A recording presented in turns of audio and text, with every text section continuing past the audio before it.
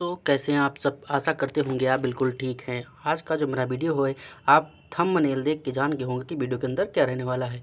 ठीक है, तो चलिए स्टार्ट करते हैं आज का वीडियो बिना किसी देरी के। अगर आप हमारे चैनल पर नए हैं तो प्लीज़ चैनल को लाइक करें, शेयर करें और सब्सक्राइब करें और देखते रहिए हमारा अपना यूट्यूब चैनल एग्ज़ाम आरजू क्लासेस।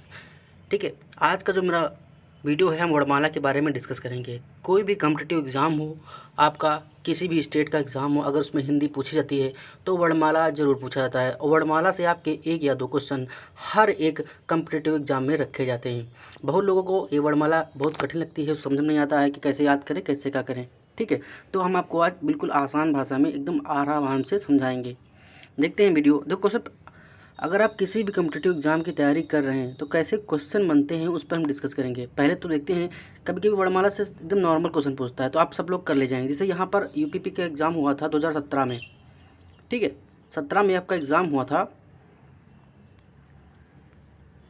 और देखिए क्वेश्चन पूछा गया था कि वर्णों के कितने भेद होते हैं। सभी को पता है वर्णों के 2 भेद होते हैं, एक हमारा स्वर होता है, एक हमारा व्यंजन होता है। तो 2 भेद होते हैं, नॉर्मली इसका आंसर 2 हो जाएगा।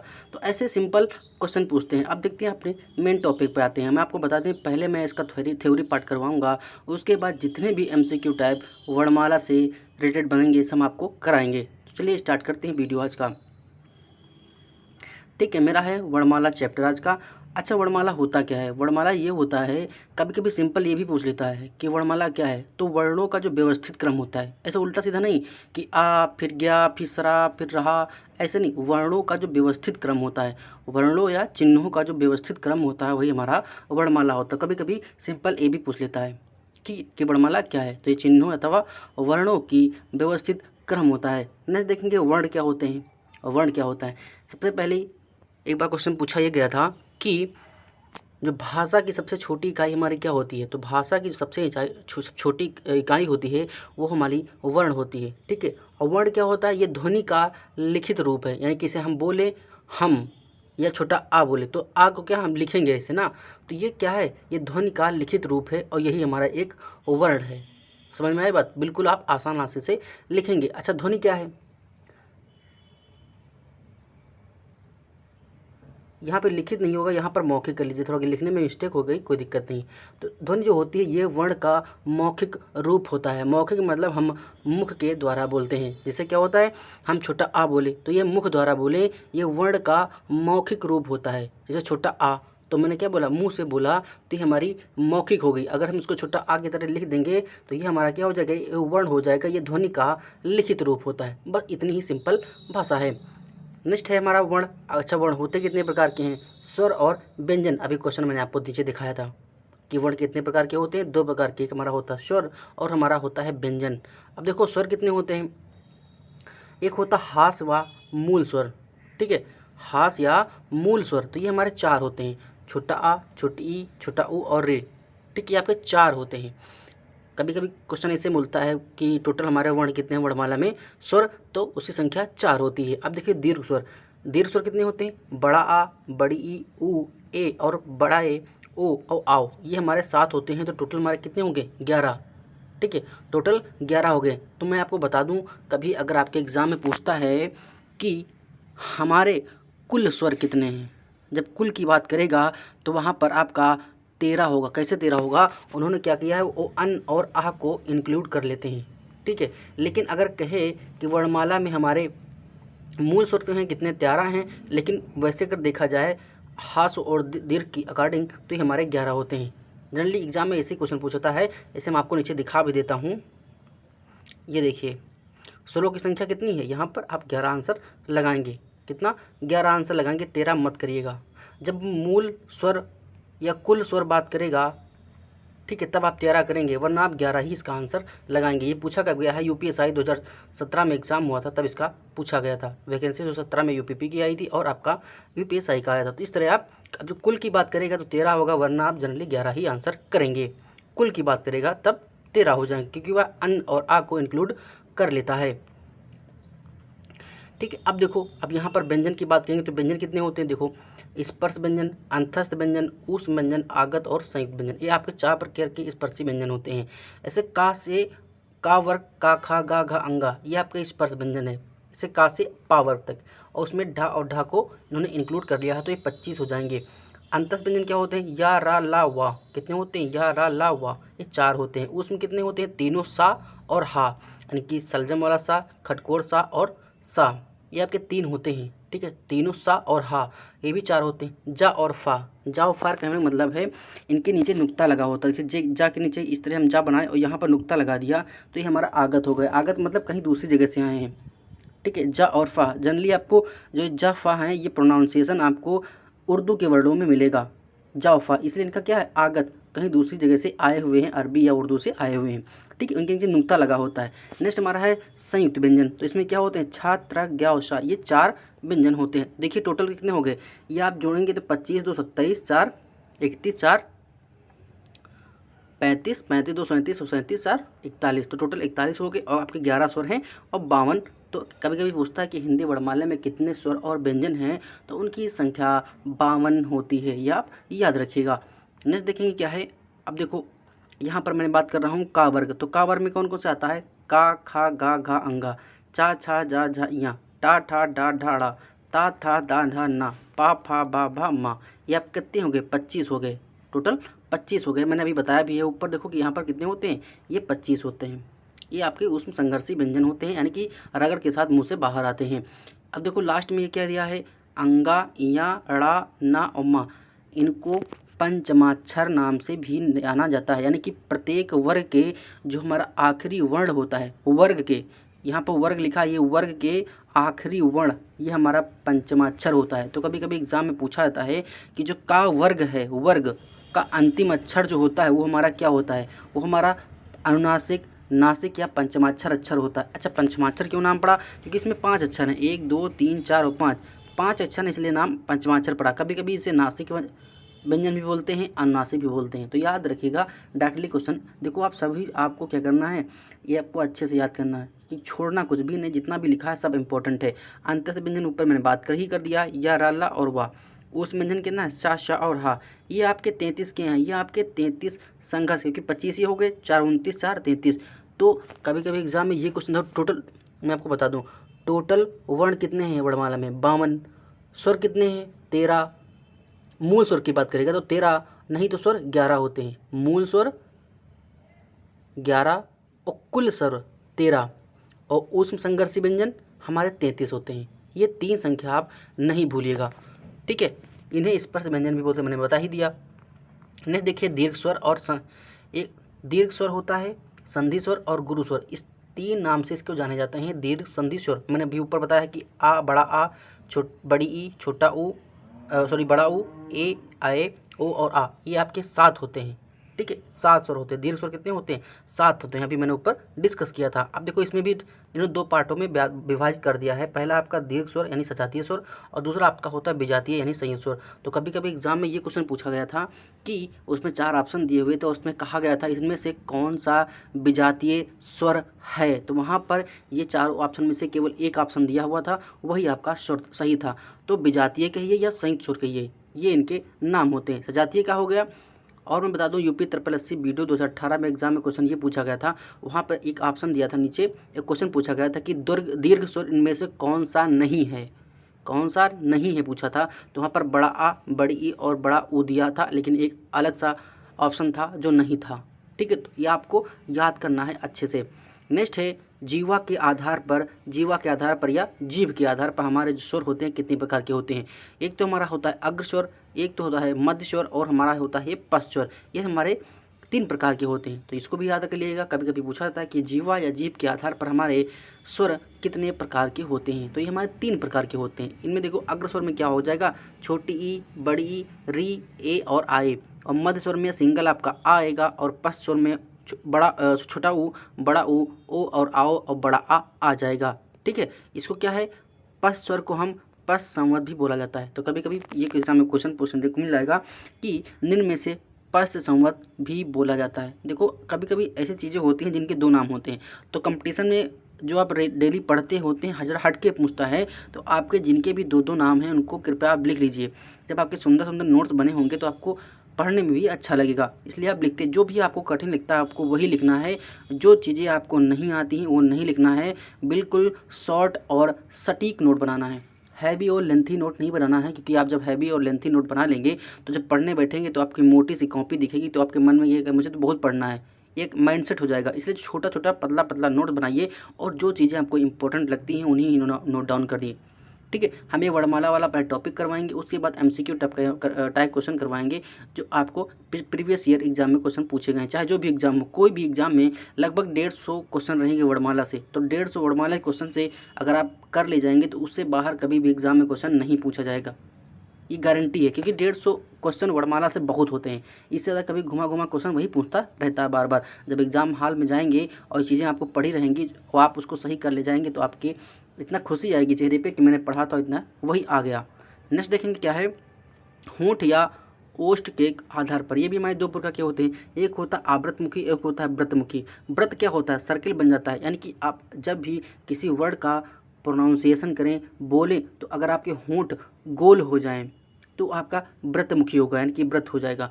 और अगर आपके होंठ गोल नहीं होते हैं तो आपका अव्रतमुखी हो जाएगा। अब देखिए, आप ऊ बोलिए, मुंह से छोटा ऊ बोलिए ऊ, तो आपका होंठ गोल हो गया, तो ये आपका व्रतमुखी है। आप प्रोनाउंसिएशन से वहाँ पर ऑप्शन अगर दिया होगा तो आप चाहें तो बोलकर भी इसका प्रोनाउंसिएशन करेंगे तो आंसर फाउंड आउट कर ले जाएंगे। ऊ ऊ ओ अवाय, अब इसका बोलिए आ, बड़ा आ, तो इसमें गोल नहीं हो रहा है, ठीक है, तो ये आपका अव्रतमुखी हो जाता है। तो कभी कभी पूछता है कि ओंठ या होंठ के आधार पर स्वर हमारे कितने प्रकार के होते हैं, तो हमारे 2 प्रकार के होते हैं। नेक्स्ट देखेंगे, ये कभी कभी मैं आपको बता दूं, मैं जो भी पढ़ाऊंगा उसकी स्टार्टिंग छोटा आ से होगी, ठीक है। अगर मान लो यहाँ पर देखो आ से स्टार्ट किया, अधव्रत, अर्धसंव्रत, मैं चाहता तो पहले विव्रत भी लिख सकता था, लेकिन मैं नहीं लिखूंगा, मैं आ से ही स्टार्ट करूंगा।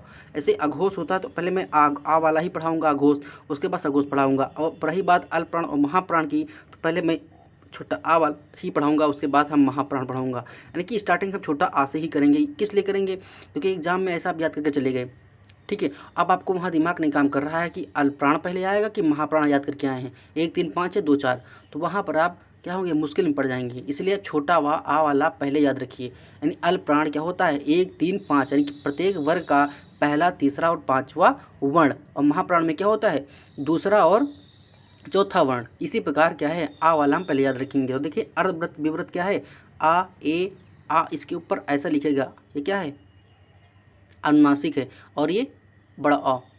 तो अब देखिए विव्रत स्वर कैसे याद करेंगे, आए, कैसे रखें, आए। और किसी को बुलाते हैं तो क्या बोलते हैं, ओए, किसी को बुलाते हैं तो क्या बोलते हैं, ओए। तो इसकी जो देखिए आए यहाँ पर है, इसको याद करने का तरीका देखिए, बड़ा आ है, ये आए है, तो इसकी मात्रा इस पर चली जाएगी, ठीक है, इसकी मात्रा इस पर चली जाएगी, इसकी जो मात्रा है वो हट जाएगी, इसकी मात्रा इस पर, इसकी मात्रा देखिए, इसकी मात्रा जो है इस पर आएगी और ये सिंपल रह जाएगा।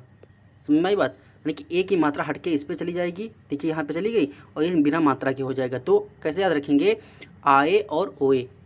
अर्ध विव्रत विव्रत, अर्धसंवर्त संवर्त, छोटी ई, बड़ी ई, ऊ और बड़ा ऊ, ये आपके 4 रहते हैं, ठीक है, याद कर लीजिएगा। अब देखो बात करें हम मूल व्यंजन कितने होते हैं, 33। लेकिन अब देखिए फिर वही बात बता रहे हैं, अगर एग्जाम में मूल स्वर पूछेगा तो 11, अगर कुल स्वर पूछेगा तो 13, एग्जाम में मूल व्यंजन पूछेगा तो 33 और कुल व्यंजन पूछेगा तो 41।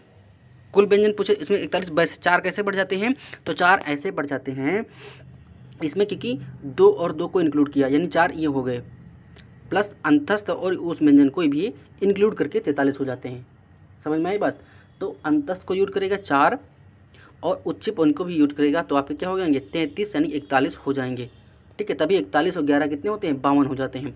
अब देखिए संयुक्त व्यंजन, तो संयुक्त व्यंजन क्या है, छा, त्र, ग्र और श्रा। अब कभी कभी एग्जाम में ये क्वेश्चन पूछा था कि अगर हम छा लिखते हैं तो छा किसके संयोग से बनता है, तो ये का नीचे हलंत और शा। देखो आप क्या करना है, अगर आपके एग्जाम में का प्लस सा दिया है तो ये गलत है, क्योंकि इसके नीचे हलंत नहीं लगा है। जब तक हलंत नहीं लगेगा तब तक ये पूरा अक्षर नहीं माना जाएगा। तो वहाँ पर जिस अक्षर के नीचे, यानी का के नीचे अगर हलंत लगा है तभी उसका आंसर सही था। तो आप उसी आंसर, देखो हर वर्ड के नीचे हलंत लगा है, इसीलिए आपको इसी को सही करना है। जैसे त्रा है, त्रा और रा के, ग्या है जा और इया के, सा है सलजम वाला सा और रा के संयोग से बनता है, तो उसको आप याद रखिएगा। ये क्वेश्चन बहुत एग्जाम में पूछा गया है कि अर्ध स्वर हमारे कितने हैं, तो ये हमारे 2 होते हैं, और कौन कौन से होते हैं, या और रा। कौन से होते हैं, या और रा हमारे ये, या और वाह हमारे अर्ध स्वर हैं। अब देखो लुंठित व्यंजन और पार्श्व व्यंजन को आप साथ में पढ़िए। क्यों पढ़िए, देखिए इसमें ला है तो ला लुंठित में नहीं होता है, पार्श्विक में रा है लेकिन रा नहीं होगा। समझे मेरी बात।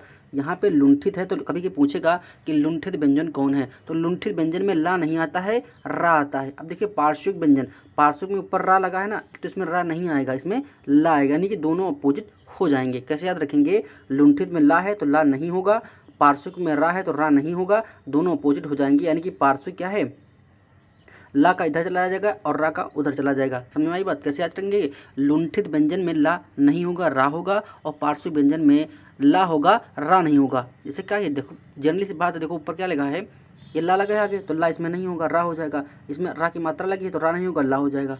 अब देखो ये होता है काकल्य वर्ण या स्पर्श रहित। ये एग्जाम इस थंबनेल में क्या लगा, वीडियो के थंबनेल में हमने क्वेश्चन पूछा था कि काकल्य वर्ण या स्पर्श रहित वर्ण कौन सा है, तो ये हमारा हा होता है। क्या होता है, हा होता है। अब देखेंगे आयोग वाह क्या होता है, आ के योग से बनने वाले जो वर्ण होते हैं वो हमारे आयोग वाह होते हैं। आयोग वाह होते हैं अन और आ, ये हमारा अनुनासिक होता है, ये हमारा विसर्ग होता है। ठीक है, ये हमारा अनुनासिक होता है, अनुस्वर होता है, ये हमारा विसर्ग होता है, इसको आप याद रखिएगा। नेक्स्ट है स्वरों का व्यंजन का वर्गीकरण, ये आप याद कर लेंगे तो आप 100% में से 80% वर्णमाला आपको याद हो जाएगी। क्योंकि कभी कभी एग्ज़ाम में क्या, मोस्टली एग्ज़ाम में यही पूछता है कि निम्न में से कंठ वर्ण कौन सा है, निम्न में से तालव्य वर्ण कौन सा है, निम्न में से मूर्धन्य वर्ण कौन सा है। तो आप ये लाइन याद रखिएगा, कौन सी वाली, ये वाली लाइन आप यहाँ से लेकर ये लाइन आप याद रखिएगा, 5 अक्षर केवल। तो मेरे साथ बोलिए, कंठ, देखो आप सभी को छोटा बड़ा आना चाहिए, पहली बात सबकी छोटा आ बड़ा आ आनी चाहिए, पूरी वर्णमाला हिंदी की आनी चाहिए। ठीक है, तो आप जब आएंगी तभी पूछेगा कि कंठ वर्ण कौन सा है, तो उसमें कंठ वर्ण का खा गा घंगा होता है, ये 5 वर्ण होते हैं। ठीक है, और आखिरी जो वर्ण होता है आपका पंचमाक्षर होता है। क्या होता है, पंचमाक्षर होता है। ठीक, तो देखिए यहाँ पर आप मेरे साथ देखिए, कंठ, तालव्य, मूर्धन्य, दंत और ओष्ठ, ये 5 रात में सोते समय 5 मिनट और जगते समय 5 मिनट याद कर लीजिए। कंठ तालव्य मूर्धन्य दंत ओष्ठ, कंठ तालव्य मूर्धन्य दंत ओष्ठ, कंठ तालव्य मूर्धन्य दंत ओष्ठ। कैसे याद रखेंगे, कंठ तालव्य मूर्धन्य दंत ओष्ठ, आंख बंद करके बारी बारी से यही रिपीट करते जाइए, कंठ तालव्य मूर्धन्य दंत ओष्ठ। देखो जब आप ये वर्गीकरण याद रखेंगे ऊपर से नीचे, इसका अल्टरनेट चेंज नहीं करेंगे, जिस प्रकार क्रम में बोल रहा हूँ उसी प्रकार आप याद रखेंगे। कंठ तालव्य मूर्धन्य दंत और ओष्ठ, ये आपके 5 जब याद हो जाएंगे पूरी वर्णमाला इसी में खत्म हो जाएगी। कैसे, अगर कंठ मतलब होता है का वर्ग पूरा, तालव्य मतलब चा वर्ग पूरा, मूर्धन्य मतलब टा वर्ग पूरा, दंत मतलब ता वर्ग पूरा, ओष्ठ मतलब पा वर्ग पूरा। यानी कि आप कंठ, तालव्य, मूर्धन्य, दंत और ओष्ठ, ये आप क्रम याद रखिएगा, का वर्ग, चा वर्ग, टा वर्ग, पा वर्ग और आपका ता वर्ग और आपका पा वर्ग। अब देखिए कैसी बात आती है, इतना आप याद कर ले जाएंगे। अब भाई स्वर भी तो आते होंगे ना कंठ तालव्य में, तो देखिए आ और हा, यानी कि आहा, आ आह, आ आह, और विसर्ग भी आपका कंठ में आता है, कंठ स्वर में आता है। क्यों आता है, आ बड़ा और हा, ये आपके भी कंठ में आएंगे। यानी कभी कभी पूछ लिया कि छोटा आ क्या है, तो ये हमारा कंठ वर्ण है। तो ये अल्टरनेटिव क्रम न भूलिएगा, कंठ तालव्य मूर्धन्य दंत ओष्ठ, कंठ तालव्य मूर्धन्य दंत ओष्ठ, कंठ तालव्य मूर्धन्य दंत और ओष्ठ। और कंठ में आपका आ बड़ा और हा, ये 3 वर्ड कंठ में भी आते हैं। यानी कि अगर पूछ लिया कि हा वर्ण कैसा है, तो हा वर्ण जो आपका है ये कंठ वर्ण है। ठीक, कंठ। अब बोले हा, तो देखिए कंठ पे हाथ रखिए, हा ऐसे निकल रहा है ना, तो आ और बड़ा आ और हा, ये आपके कंठ वर्ण है। अब देखिए बात करें तालु की, तालु मतलब ऊपर तालु लगे, छोटी ई, तो देखिए छोटी ई, तो ऊपर आपका क्या लगता है, तालु लगती है। तो ई, बड़ी ई, छोटी और या और शा, ये आपके ऐसे क्या बोलते हैं कि तालब्बी सा, या ना तालब्बी शा, तो तालब्बी से ही सा बना है ना, तभी तो ये सा में आ गया तालब्बी। इसको हम इस पर संघर्षी, इस वर्ग को हम कि चा वर्ग को हम इस पर संघर्षी वर्ण भी बोलते हैं या वर्ग भी बोलते हैं। तो इसमें भी क्या आएगा, छोटी ई, बड़ी ई, या और सा, ये आपके तालब में आ जाएंगे। ये आप क्रम मत भूलिएगा। रात में सोते समय कंठ तालव्य मूर्धन्य दंत ओष्ठ, कंठ तालव्य मूर्धन्य दंत ओष्ठ, कंठ तालव्य मूर्धन्य दंत ओष्ठ, ये आप याद रखेंगे तो आप भूल नहीं पाएंगे कि का, चा, चा, टा, पा, यानी का वर्ग, चा वर्ग, टा वर्ग, ता वर्ग और फा वर्ग, ये आपके रहेंगे। नेक्स्ट देखेंगे मूर्धन्य, मूर्धन्य में टा, ठा, डा, ढा, ड़ा, यहाँ पे बूंदी होती है। ठीक, और रा, रा, शा, री, रा, शा, ये आपके मूर्धन्य में आते हैं। यानी कि तीनों रा टाइप में, री, रा और शा, प्रचिर्रा सा, तो ये आपके क्या हो गए देखिए ऊपर शाह है, फिर शाह है, फिर शाह है, समझ में आई बात। तीनों शाह एक ही साथ दिए हैं तो तलव्य मूर्धन दंती ओष्ठ, ठीक है, ऐसे याद रखिएगा। नेक्स्ट है हमारा दंती, तो ता धा धा धा ना, दंती में ता आता है और ना आता। देखिए यहाँ पर क्या लिखा है, आधा ना और ता लिखा है, तो ना भी आ जाएगा, ता भी आ जाएगा, यानी कि ता वर्ग पूरा आ जाएगा। दंत मतलब दांत से, ठीक है, प्लस ला और सा, यानी ला और सा व्यंजन भी आपके दंत में आएंगे। ओष्ठ में क्या हो जाएगा, पा वर्ग पूरा, पा फा बा भा भा मा और ऊ और बड़ा ऊ और बड़ा ऊ, इसको आप याद रखें। नेक्स्ट हमारा है कंठोष्ठ, क्या है कंठोष्ठ, ओ और आओ, ये आपके दो वर्ण आते हैं। एक बार एग्जाम में पूछा गया था कि निम्न में से कंठोष्ठ कौन है, तो वहाँ पर ओ और आओ ऑप्शन दिया था, वही आपका सही था। कंठ तालव्य ए और आए, दंतोष्ठ वो, ये बहुत इंपॉर्टेंट है क्योंकि एग्जाम में क्वेश्चन कई बार पूछा गया है कि दंतोष्ठ कौन है। दंतोष्ठ यानी कि वा, सिंपल सिंगल वा आपका जो सिंगल वा है ये आपका दंतोष्ठ है। अनुस्वार क्या होता है, नाक से अधिक सांस निकलती है वो हमारा अनुस्वार होता है। नाक से अधिक सांस निकलती, अंक, देखो बोलो अंक, तो नाक से सांस निकली, अंक, मुंह से नहीं निकलेगी, बोलो अंक, अंक बोलोगे तो नाक से सांस निकलेगी लेकिन मुंह से नहीं निकलेगी, वो हमारा अनुस्वार होता है, यानी सिंपल बिंदी ऊपर रखी होती है। जैसे बोलो अंक, तो ऊपर क्या होता है, नाक से बूंदी निकल रही है, नाक से सांस निकल रही है। अनुनासिक में क्या होता है, नाक से कम और मुख से अधिक सांस, जैसे दांत, आँख, आँख, तो मुंह से ज़्यादा निकल रही है और नाक से हवा कम निकलती है, आपके अनुस्वार और अनुनासिक होते हैं। ठीक है, अब देखिए वर्णों के भेद, वर्ण कितने भेद होते हैं, दो मैंने बता ही दिया, सिंपल सा, स्वर और व्यंजन। इस क्वेश्चन का अभी मैंने इस चैप्टर में आपको अल्पप्राण और महाप्राण नहीं पढ़ाया है, वो नेक्स्ट वीडियो में पढ़ाएंगे, और उसकी ट्रिक रहेगी, शॉर्ट ट्रिक, बिल्कुल आसानी से कर ले जाएंगे, कभी भूलेंगे ही नहीं एग्जाम में, कभी एग्जाम में नहीं भूलेंगे। अल्पप्राण और महाप्राण, अघोष और सघोर, ये आपके स्वर तंत्र यानी कि गले में कंपन की वजह से जो उत्पन्न होते हैं वो आपके अल्पप्राण और महाप्राण होते हैं, और अघोष और सघोष होते हैं। इसकी मैं ट्रिक बताऊंगा और ट्रिक से आप पूरा कर ले जाएंगे अच्छे से, कभी भी भूलेंगे नहीं। ठीक है, नेक्स्ट वीडियो में वो हमारा रहेगा, उसके बाद MCQ टाइप क्वेश्चन का आएंगे आपको। ठीक है, नेक्स्ट देखेंगे कौन सा क्वेश्चन भी मैंने बताया था कि वर्णों के समुदाय को क्या बोलते हैं, वर्णों के समुदाय को क्या बोलते हैं, वर्णमाला। अगर कह देता कि वर्णों के व्यवस्थित समुदाय को बोलते हैं तो भी वर्णमाला आपका आंसर होगा। भाई व्यवस्थित नहीं होगा, जहाँ तहाँ बातें लिखी होंगी, उल्टा सीधा कोई वर्णमाला लिखी होगी तो थोड़ी ना होगी, व्यवस्थित होगा हमारा, क्या होगा, व्यवस्थित होगा तभी हो जाएगा। नेक्स्ट देखेंगे क्वेश्चन क्या पूछा जाता है, स्वरों की संख्या कितनी होती है, 11 होती है। अगर टोटल इनकी कुल स्वर की बात करेगा तब तेरा आंसर होगा, लेकिन अगर ऐसे सिंपल बोल दिया कि स्वर कितने होंगे तब 11 होंगे, यहाँ पर कुल की बात कर देता तो यहाँ पर आपके 13 होते, वरना 11 ही आंसर इसका सही है। UPSI 17 में क्वेश्चन पूछा गया था, ऊपर वाला कहाँ पूछा गया था, ये UPP कांस्टेबल में पूछा गया था। नेक्स्ट है निम्न में से कौन सा वर्ण अघोष है, मैंने अभी आपको अघोष, सघोष और अल्पप्राण और महाप्राण नहीं पढ़ाया है और नेक्स्ट वीडियो में पढ़ाएंगा। तो फिलहाल इसका आंसर क्या है, ऑप्शन नंबर A का सही हो जाएगा।